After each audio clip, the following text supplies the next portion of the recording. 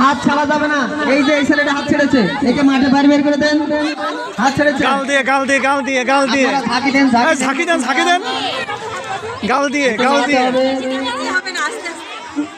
আমার গাল দিয়ে ধরো গাল দিয়ে হাত দেও না, গাল দিয়ে ধরো গাল দিয়ে করো গাল দিয়ে মুখ দিয়ে হ্যাঁ, ছাড়ো। টান দাও, টান দাও। মুখ দিয়ে গাল ধরো।